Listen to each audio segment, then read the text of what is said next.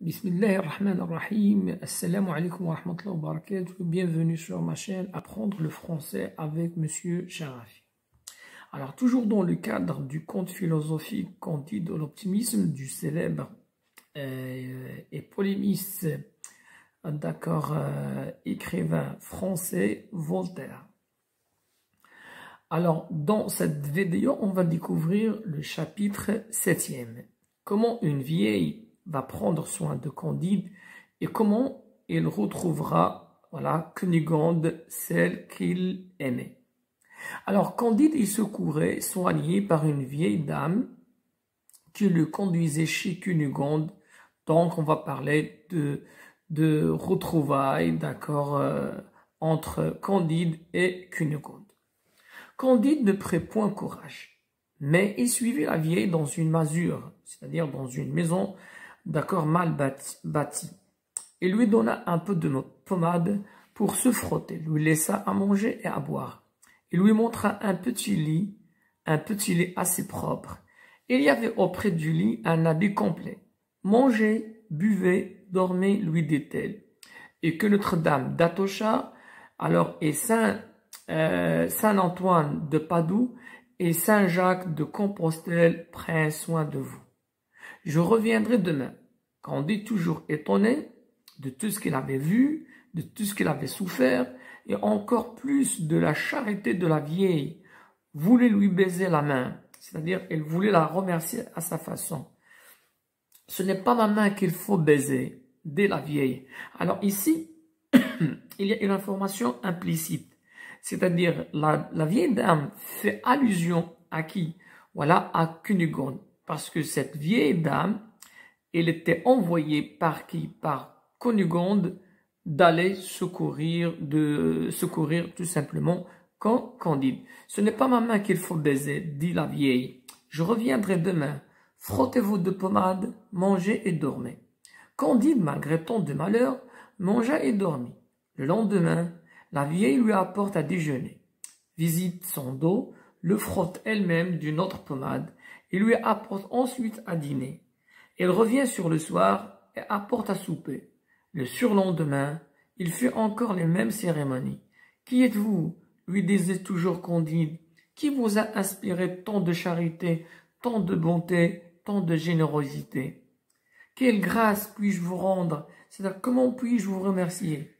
La bonne femme ne répondait jamais rien et revint sur le soir et n'apporta point à souper.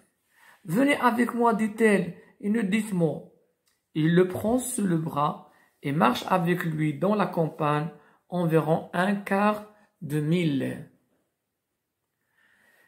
Ils arrivent à une maison isolée entourée de jardins et de cannes. La vieille frappe à une petite porte, en ouvre, elle mène Candide par un escalier caché, dérobé, dans un cabinet doré, le laisse sur un canapé de brocart.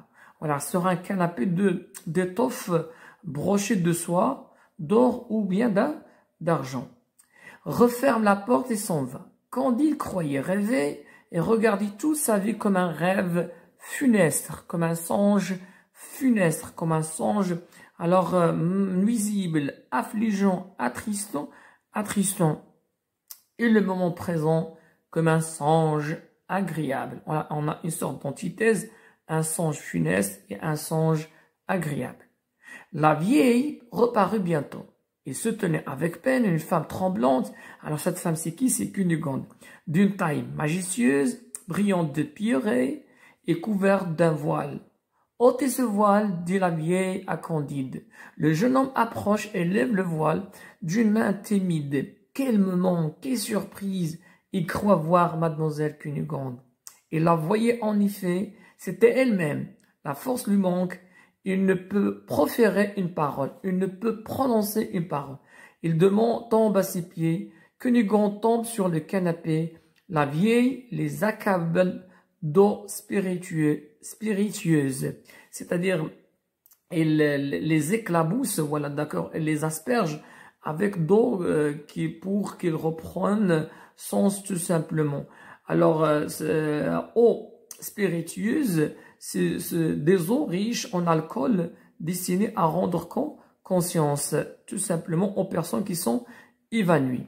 Ils reprennent leur sens. Ils se parlent. Ce sont d'abord des mots entrecoupés, des demandes et des réponses qui se croisent, des soupirs, des larmes, des cris. La vieille lui recommande de faire moins de bruit et les laisse en liberté. « Quoi, c'est vous ?» lui dit Candide. « Vous vivez? Je vous retrouve au Portugal. On ne vous a donc pas violé? On ne vous a point fendu le ventre, comme le philosophe Pangloss me l'avait assuré? » « Si fait, dit la belle Cunégonde, mais on ne meurt pas toujours de ces deux accidents.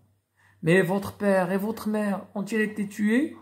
Et n'est que trop vrai, dit Cunégonde en pleurant. Et votre frère? Mon frère a été tué aussi. Et pourquoi êtes-vous en Portugal? Et comment avez-vous su que j'y étais? Et par quelle étrange aventure m'avez-vous fait conduire dans cette maison? Je vous dirai tout cela, répliqua la dame. Mais il faut auparavant que vous m'appreniez tout ce que vous est arrivé depuis le baiser innocent que vous me donnâtes et les coups de pied que vous reçûtes.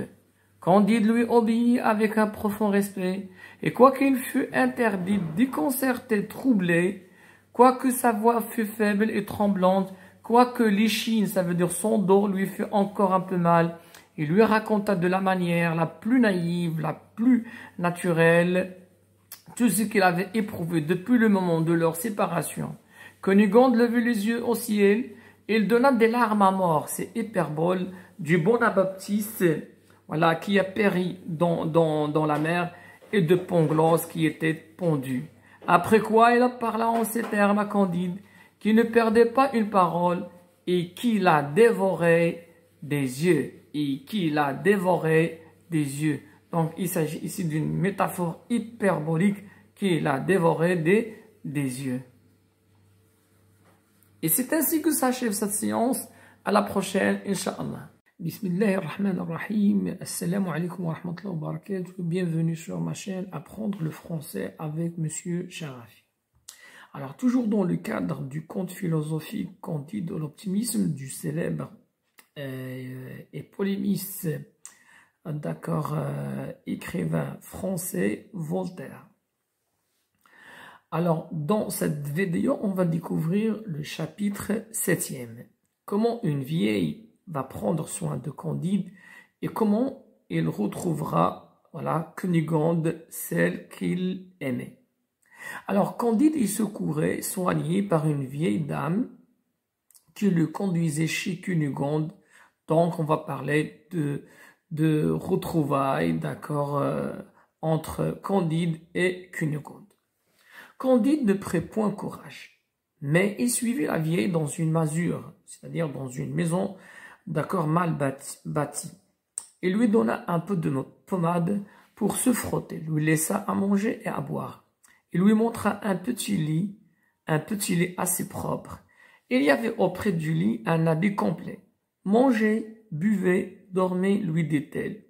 Et que Notre-Dame d'Atocha, alors, et Saint-Antoine de Padoue et Saint-Jacques de Compostelle prennent soin de vous. Je reviendrai demain. Candide, toujours étonné de tout ce qu'il avait vu, de tout ce qu'il avait souffert, et encore plus de la charité de la vieille, voulait lui baiser la main, c'est-à-dire elle voulait la remercier à sa façon. Ce n'est pas ma main qu'il faut baiser, dit la vieille. Alors ici, il y a une information implicite. C'est-à-dire, la vieille dame fait allusion à qui?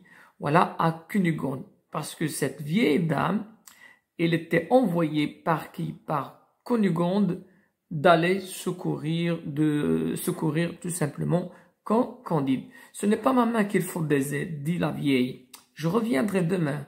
Frottez-vous de pommade, mangez et dormez. Candide, malgré tant de malheur, mangea et dormit.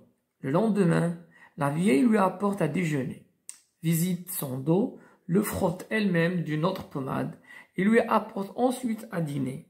Elle revient sur le soir et apporte à souper. Le surlendemain, il fit encore les mêmes cérémonies. « Qui êtes-vous » lui disait toujours Candide. « Qui vous a inspiré tant de charité, tant de bonté, tant de générosité?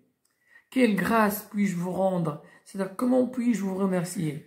La bonne femme ne répondait jamais rien et revint sur le soir et n'apporta point à souper. Venez avec moi, dit-elle, et ne dites-moi. Il le prend sous le bras et marche avec lui dans la campagne environ un quart de mille. Ils arrivent à une maison isolée entourée de jardins et de canons. La vieille frappe à une petite porte, en ouvre, elle mène Candide par un escalier caché dérobé dans un cabinet doré, le laisse sur un canapé de brocart. Voilà, sur un canapé d'étoffe brochée de soie, d'or ou bien d'argent.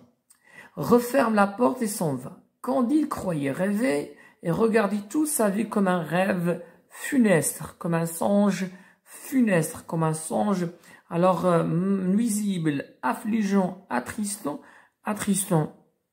et le moment présent comme un songe agréable. Voilà, on a une sorte d'antithèse, un songe funeste et un songe agréable. La vieille reparut bientôt. Il se tenait avec peine une femme tremblante. Alors cette femme, c'est qui? C'est Cunégonde, d'une taille majestueuse, brillante de pierreries et couverte d'un voile. Ôtez ce voile, dit la vieille à Candide. Le jeune homme approche et lève le voile d'une main timide. Quel moment, quelle surprise!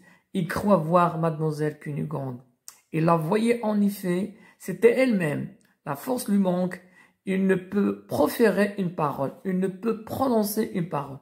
Il tombe à ses pieds. Cunégonde tombe sur le canapé. La vieille les accable d'eau spiritueuse.